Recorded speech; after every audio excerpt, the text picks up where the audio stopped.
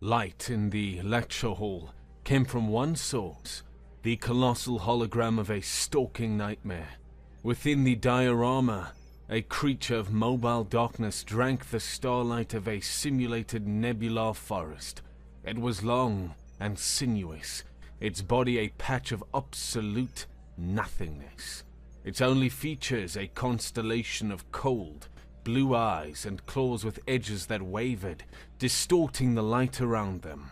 The Tenebran Shadow Weaver. Professor Olin's voice, a resonant baritone with the crisp enunciation of his avian kith heritage, filled the amphitheater. His tall, slender form was silhouetted against the display, his head, with its crest of feathers that shifted from cerulean to emerald with his slightest movement, held high.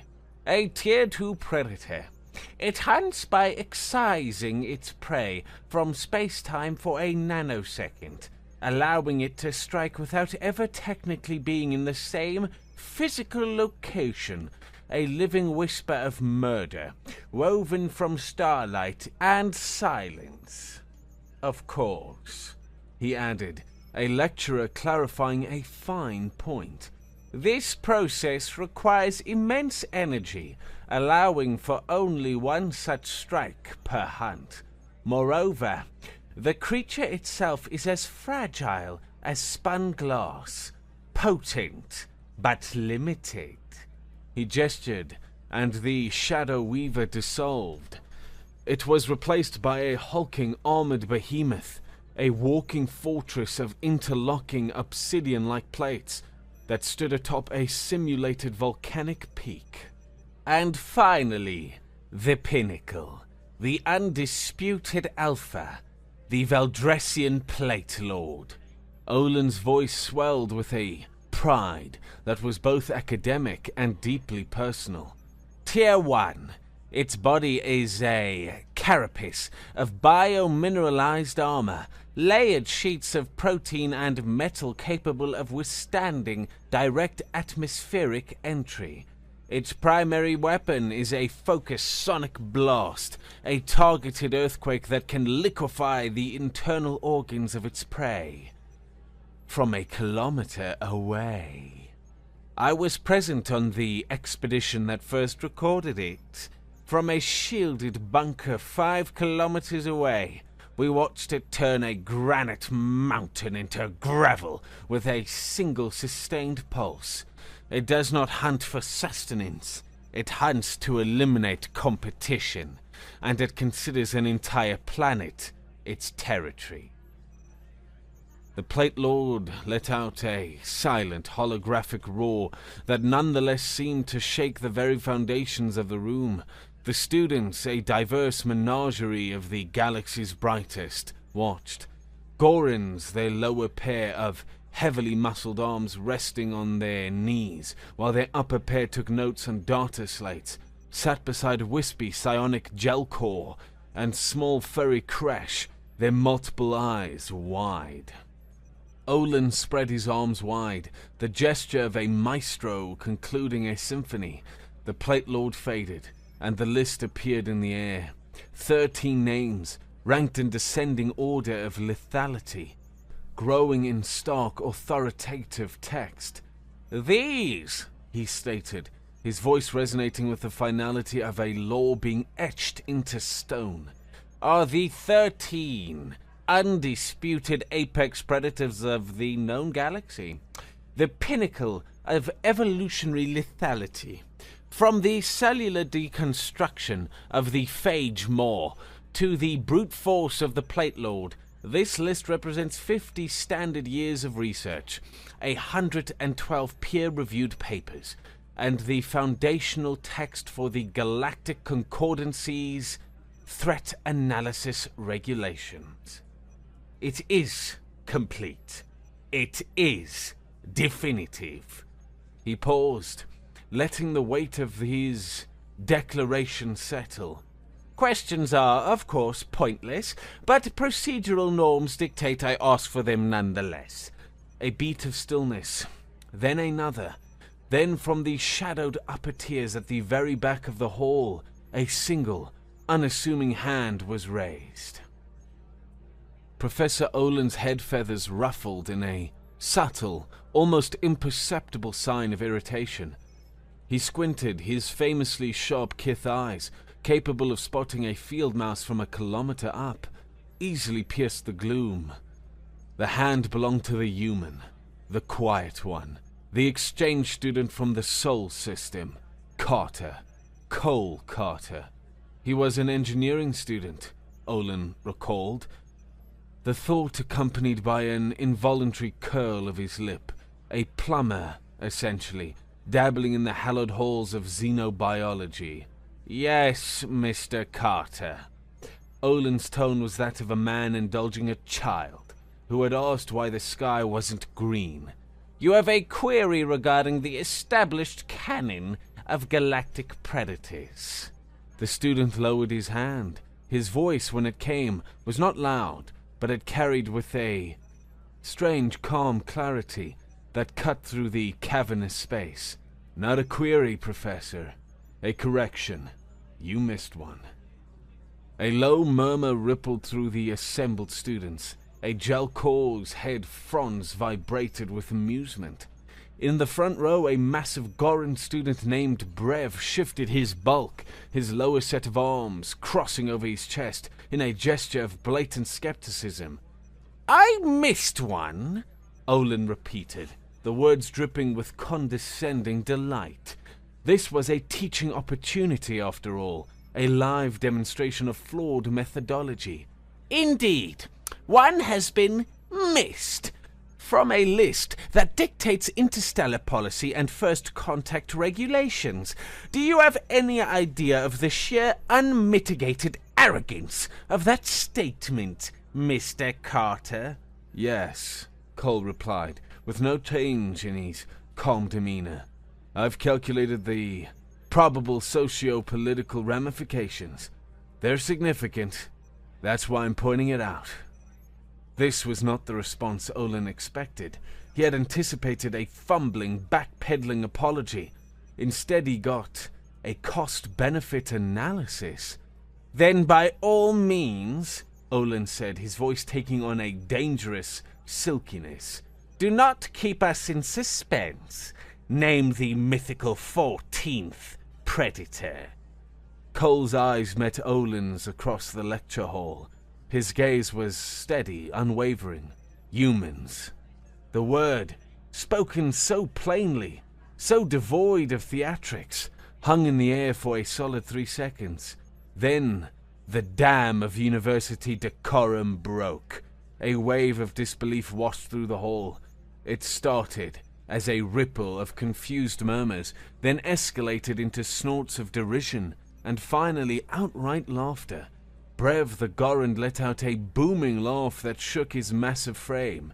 Humans! Brev roared, slapping his upper right knee. The soft skins, the ones who get winded walking up a flight of stairs. They need instruction manuals to operate their own tools.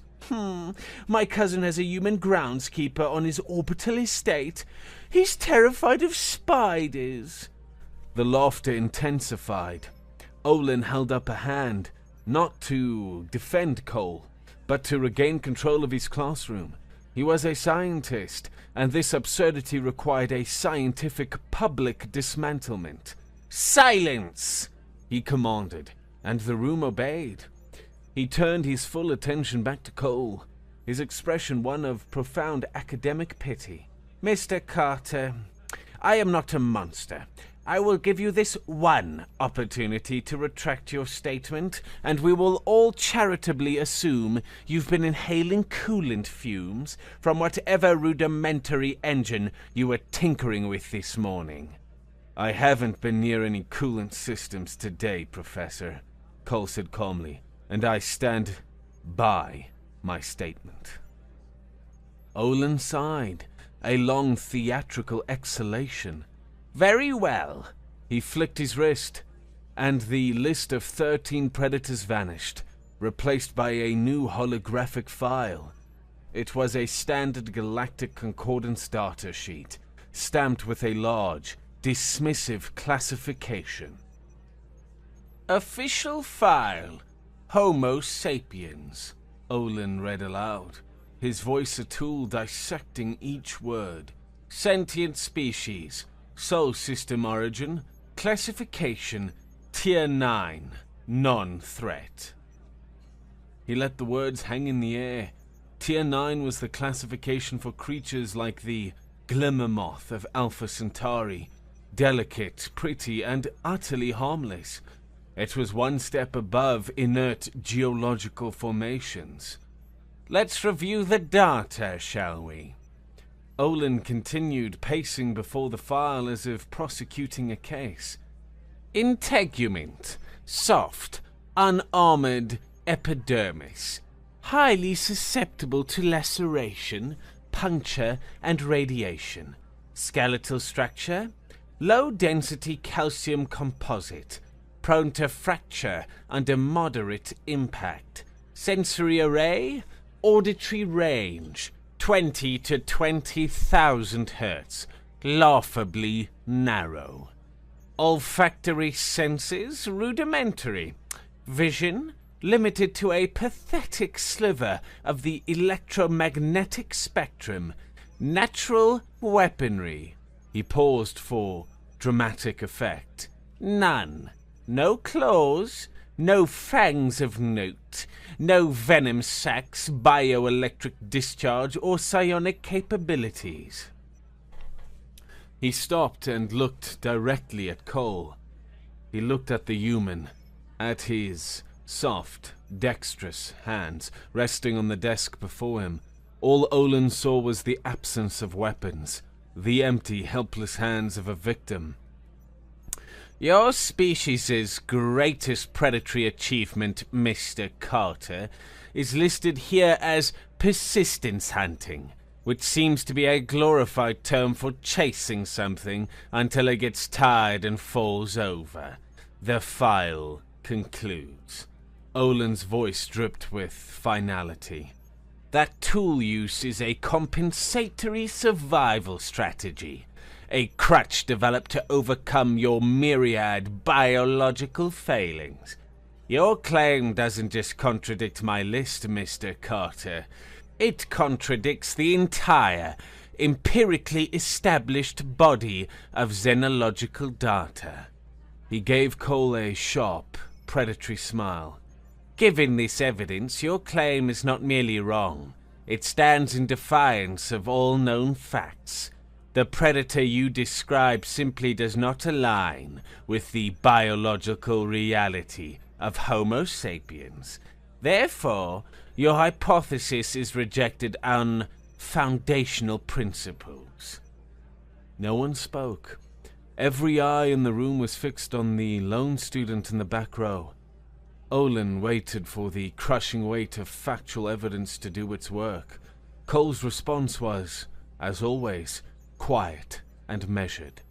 Professor, your analysis is correct. The predator you described does not align with our biology. A murmur of confusion rippled through the hall. Cole let it die down before continuing. You're simply looking at the wrong data. Olin was momentarily stunned. The human's agreement was disarming, a bizarre tactical concession that made no sense. It was like a duelist admitting his opponent's sword was, in fact, sharp. But the follow-up, the wrong data, the sheer audacity.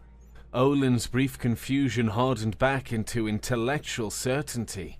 The student's error was now compounded by a thin layer of cleverness, which Olin found even more irritating.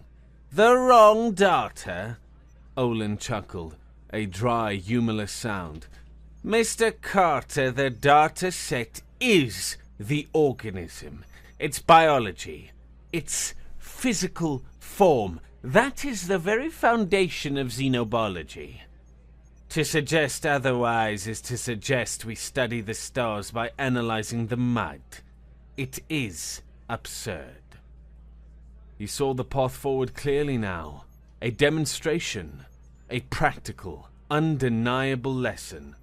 A bold hypothesis, he declared to the class. his voice once again booming with professional authority, requires extraordinary proof. An extraordinary claim requires an extraordinary demonstration. You claim my data is wrong. Very well. Let us test your data. A thrill went through the student body. Practical exams in Xenobiology 301 were legendary, and usually reserved for graduate students testing military hardware. We will adjourn to the Crucible at the end of the academic day, Olin announced. He turned his gaze on Cole, a hawk spotting its prey. You, Mr. Carter, will be the test subject. The environment will be the red desert of Acrid 7. Your opponent will be a simulated Tier 1 predator. Not the Plate Lord. Its ranged attack would make for a dull and brief test. No, you will face a contemporary. The silent, invisible hunter. The Acridian Sandstalker. A collective gasp went through the room. Even Brev looked momentarily impressed.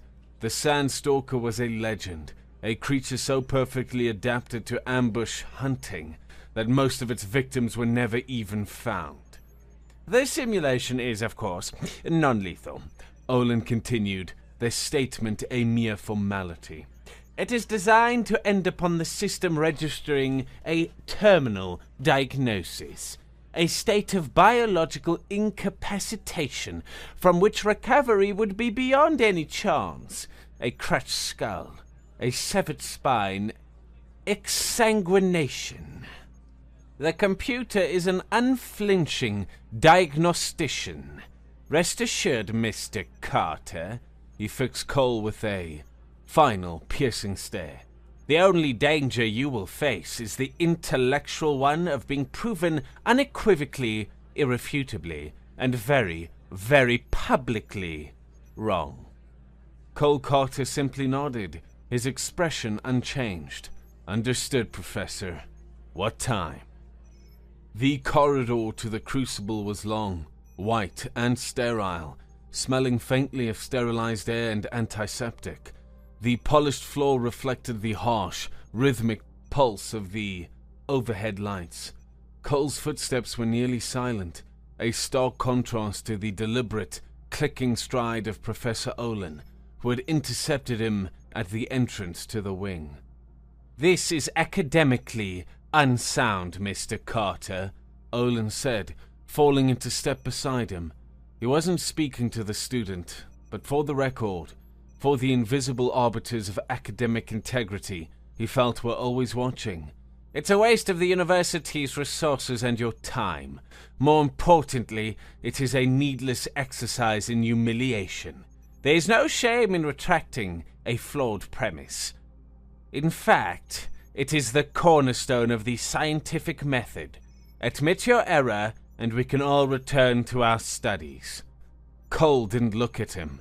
He kept his eyes fixed on the heavy circular door at the end of the hall. His mind wasn't on academic decorum. It was on a news report from the fringe territories, a report that had been buried by the larger galactic networks.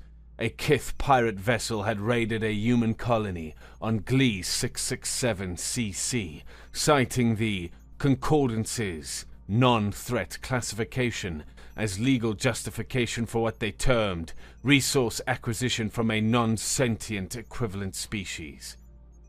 The pirates had been driven off, but not before 63 colonists were killed. He still had the last message from his aunt, a botanist on that colony, saved on his personal data slate. It was a cheerful, rambling message about a new hybrid tomato, and it cut off mid-sentence with a sound he could never scrub from his memory. The Kith government had issued a formal apology and a small reparations package, the diplomatic equivalent of a shrug. The non-threat label functioned as a target painted on the back of every human in the galaxy. It was a license for strongest species to push, to bully, to harvest. This wasn't about his pride. It was about changing the data.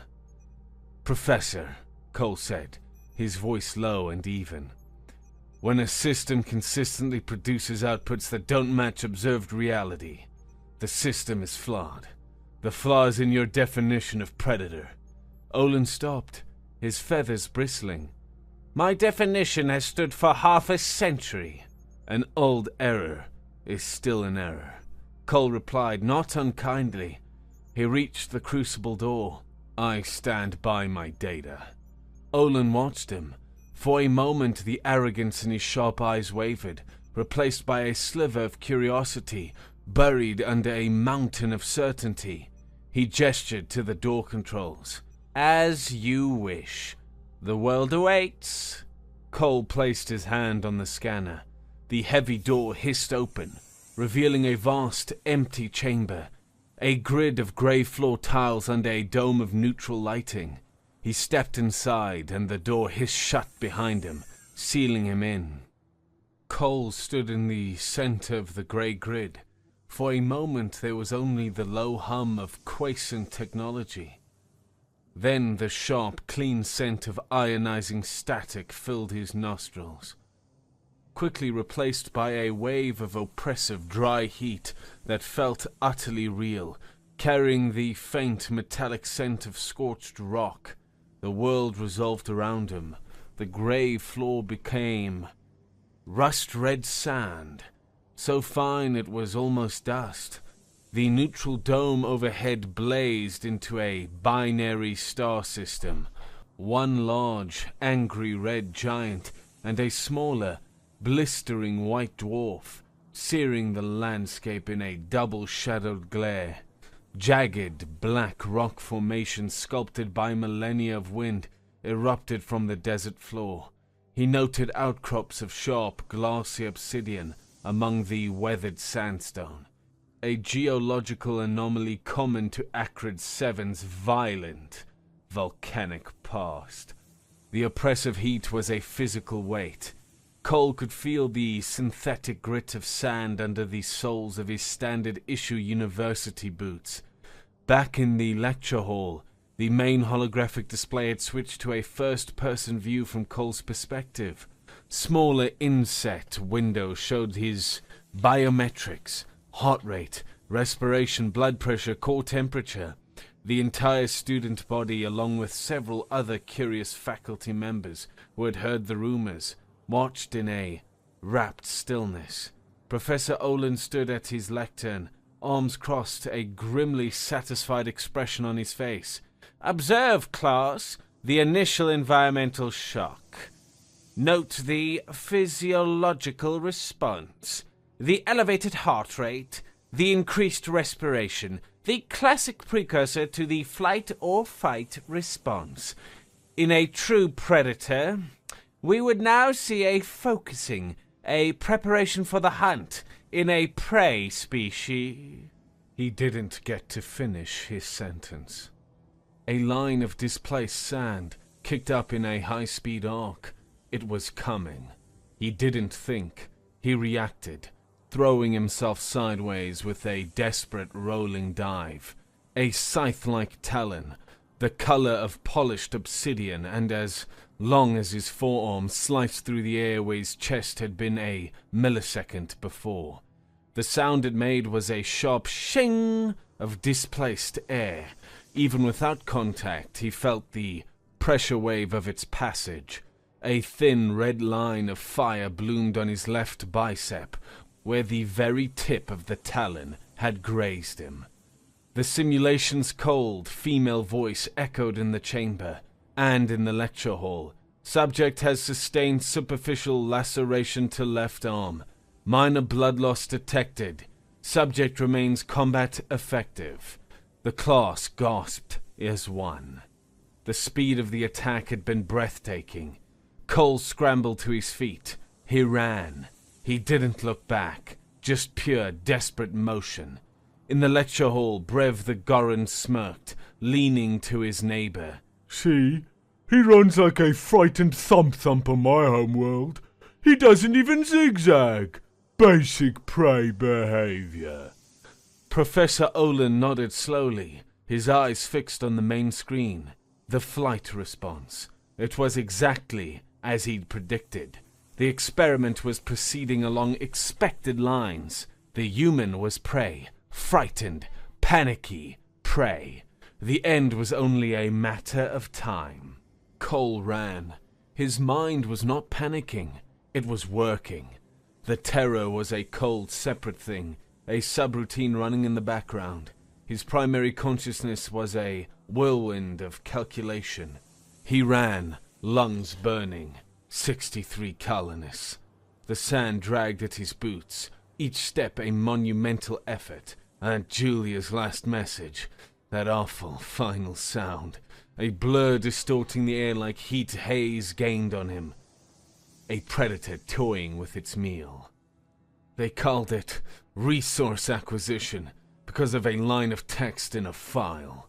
He ducked behind a rock spur. The thought, a mission statement. This is an edit. His mind refocused with chilling clarity. Visual distortion, cloaking field, likely light bending, high energy consumption, must have a significant thermal signature. Displacement of sand, weight and footfall pattern, bipedal. Roughly 250 kilos, 300 long stride. It's not even sprinting, it's jogging. His eyes weren't scanning for the creature, they were scanning the environment. The rock formations, too perfect, too aesthetically pleasing in their jaggedness, procedurally generated.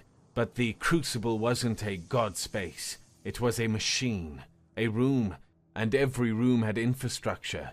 It had seams, power conduits, data relays, environmental regulators, maintenance access. They had to be integrated. Hidden within the simulation itself. You don't build a 10 billion credit simulator and then have a janitor walk onto the holodeck with a wrench. The access has to be part of the illusion. In the lecture hall, Olin's sharp gaze had shifted from the main screen to the small biometric inset.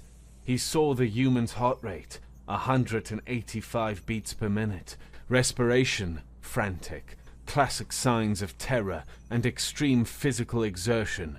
And yet, something was wrong. The rhythm, it was too steady. It was the powerful, thrumming beat of a high-performance engine under maximum load, not the frantic, arrhythmic fluttering of a creature in the grip of pure panic. He recognized the signature. It wasn't fear. It was the rhythm of applied, exhaustive work. Olin's feathers settled. A knot of uncertainty, small and cold, began to form in his gut. What was the human working on? There, he almost missed it, on the face of a large black basalt monolith, a rock face that should have been a chaotic mess of natural fractures. There was an anomaly, a perfect rectangle, 3 meters tall and 1 meter wide, its outline betrayed by a subtle difference in the texture of the simulated rock.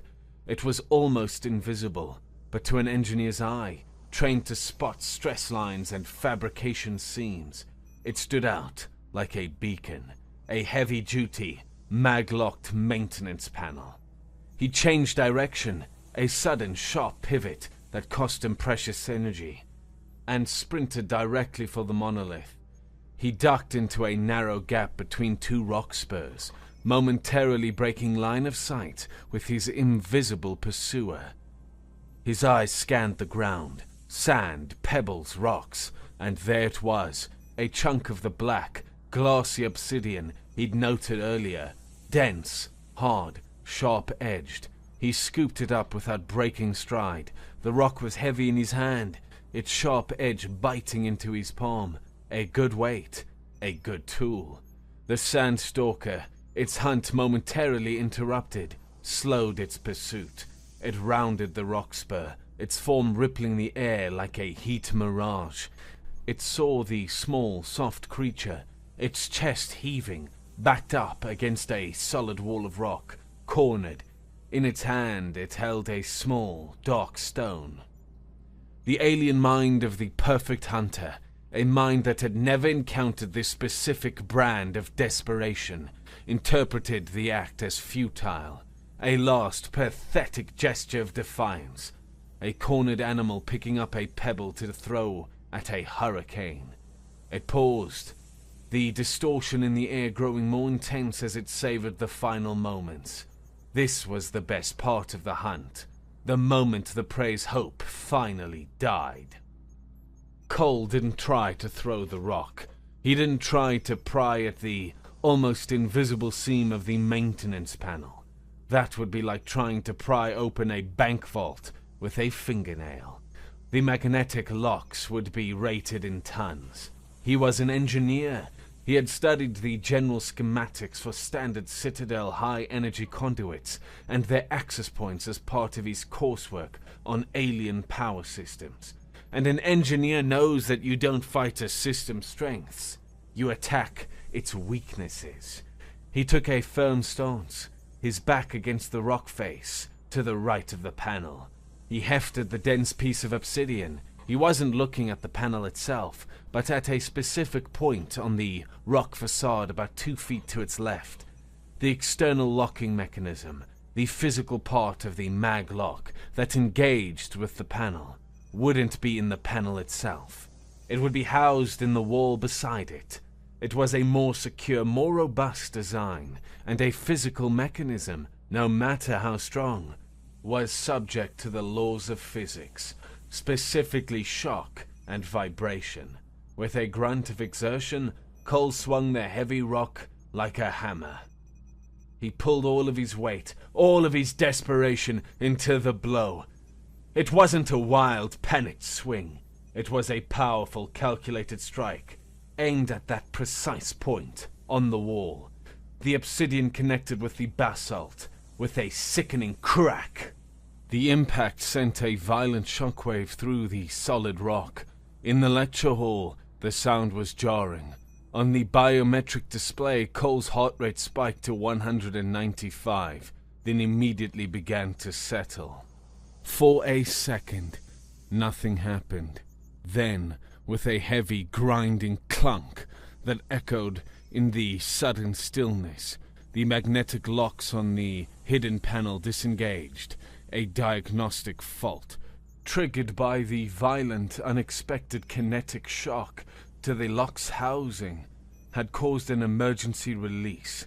It was a safety feature, designed to allow access if the electronic systems were fried. It was not, however, a feature designed to be triggered by a desperate primate with a rock. A vertical line of shadow appeared on the monolith. Cole dropped the obsidian. He jammed his fingers into the crack and pulled. The panel was immensely heavy, a solid slab of alloy nearly 100 kilograms in weight. It barely budged.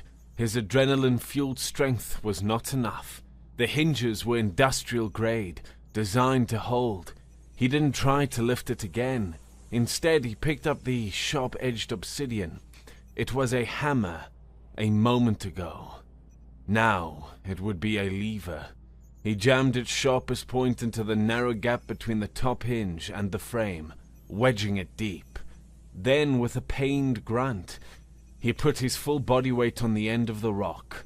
Metal shrieked in protest. The top hinge pin, already micro-fractured by the shockwave of his hammer blow, bent with a groan.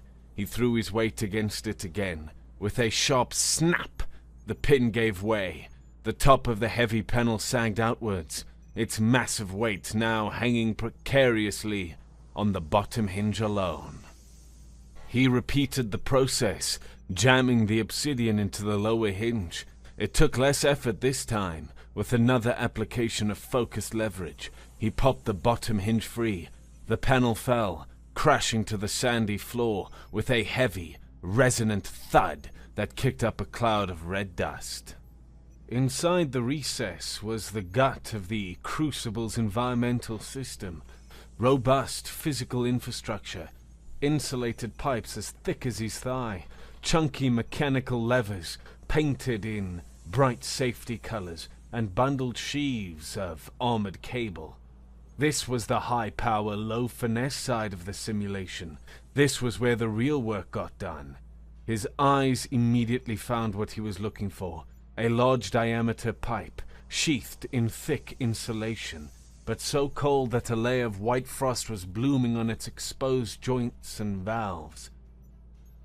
The cryogenic coolant line for the entire sector of the chamber, and right next to it, a massive fire engine red lever, clearly labeled in galactic standard, manual coolant flush, emergency override, a purely physical failsafe for when everything else had gone catastrophically wrong. A new plan, audacious and insane, snapped into place in Cole's mind. A blacksmith's plan. He looked at the heavy meter by 3 meter maintenance panel he had just freed.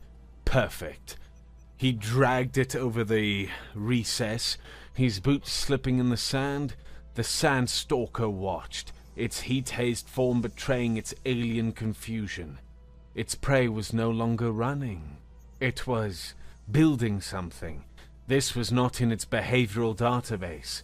Its predatory instinct screamed that this was wrong, but its curiosity, the fatal flaw of so many intelligent hunters, held it in place. Cole worked with frantic, focused energy.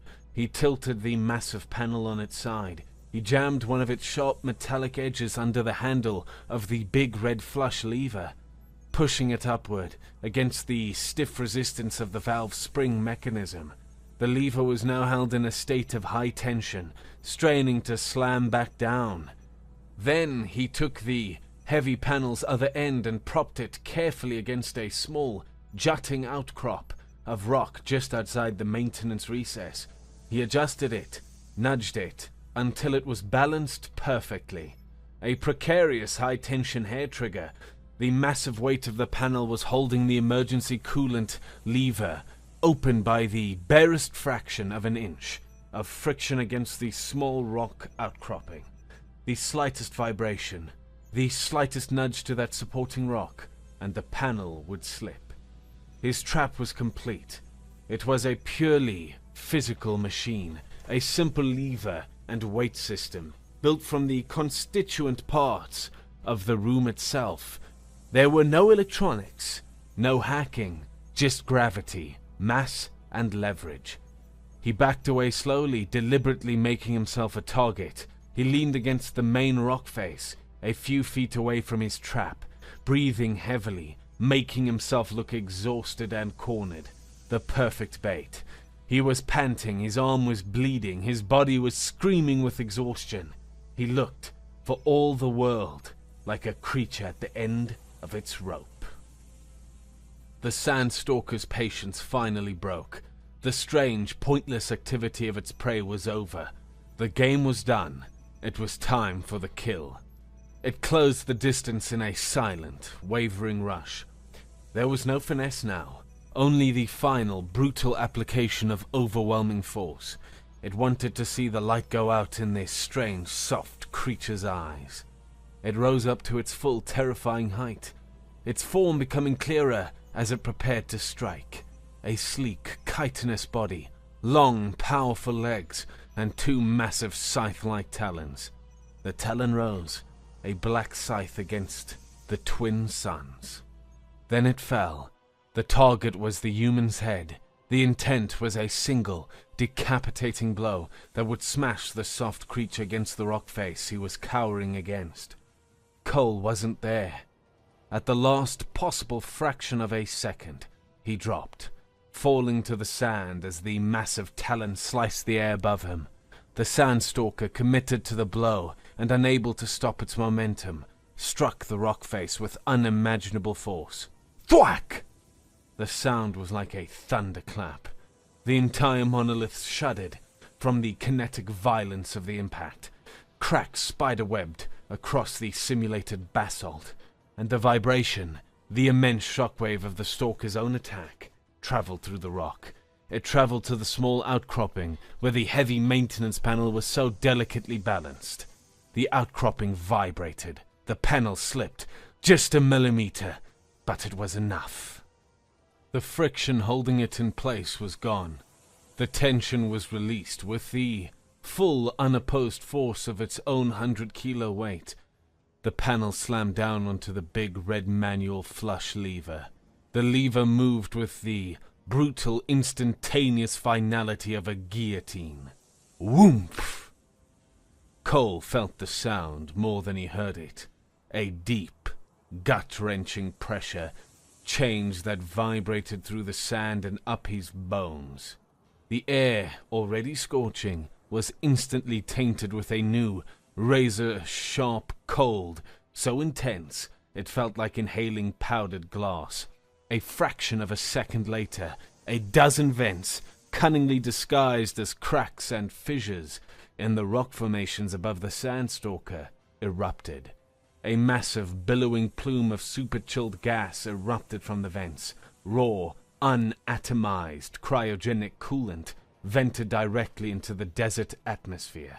The gas, hundreds of degrees below zero, instantly hit the Stalker's high-energy cloaking field and its warm body. The effect was instantaneous and breathtaking. The invisible hunter became visible. A shell of brilliant white frost bloomed over its entire form in a split second, flash freezing the moisture in the air, and on its hardened skin, every horrifying detail was suddenly, starkly revealed. The sleek, insectoid head with its cluster of sensory pits, the powerful taut muscles under the dark exoskeleton, the polished terrible scythes, the light-bending energy field, shorted out by the extreme thermal shock, flickered and died, its energy signature collapsing. The Acridian Sandstalker, the galaxy's perfect ambush predator, stumbled. A choked, gurgling screech escaped its maw as the cryogenic cold attacked its alien physiology. It swayed for a moment, a perfect, frosted statue of lethal intent, and then crashed to the sand with a heavy, final thud. The simulation's voice, cold and impassive, echoed throughout the chamber. Target has suffered catastrophic thermal shock resulting in systematic biological failure. All vital signs ceased. Target is incapacitated. Simulation terminated. Breathing heavily, his lungs raw, Cole Carter stood 20 feet away, watching the frost-covered form of his adversary. He looked at the simple, brutal machine he had built. A rock, a panel, a lever. The oppressive heat of the binary suns vanished. The jagged rocks and red sand dissolved. The world around him faded back to the cool, quiet, featureless grey grid of the crucible chamber. At the far end of the lecture hall, a heavy door hissed open. Cole Carter stepped out. He was covered in the simulation dust, a thin, red line of blood still stark against the skin of his bicep, but he was standing. The hall was utterly still. Not a single student moved. Brev, his mouth agape, looked as if he'd seen a ghost. Every eye in the room had shifted, fixed with a terrifying, unified intensity upon Professor Olin. Professor Olin stood frozen behind his lectern, his kith mind, with its perfect eidetic recall, replayed the last 10 minutes in a recursive, agonizing loop. He saw it all again, but this time he understood. The Human's Run had been a mobile survey, an environmental scan performed under lethal pressure. The rock was a percussive maintenance tool, a key to unlock the world's guts. The panel became a component, a weight, a lever in a machine that hadn't existed moments before. The final move was bait, turning the Stalker's own aggression into the trigger. The Stalker's talon was a finely honed scalpel, designed for clean, lethal cuts. The Human's rock was a crude, brutal hammer, and the hammer doesn't care how sharp the scalpel is. The hammer can break the scalpel, the operating table, and the entire theater. A creature fang and talon, a perfect sword. All his life, Olin had catalogued the swords of the galaxy, ranking them by their sharpness, their weight, their edge. He had built his entire career his entire intellectual legacy on the study of swords. He stared at the frozen, static image on the screen. But I never once considered the blacksmith. A soft, unimpressive creature with no natural armor, no claws, no venom.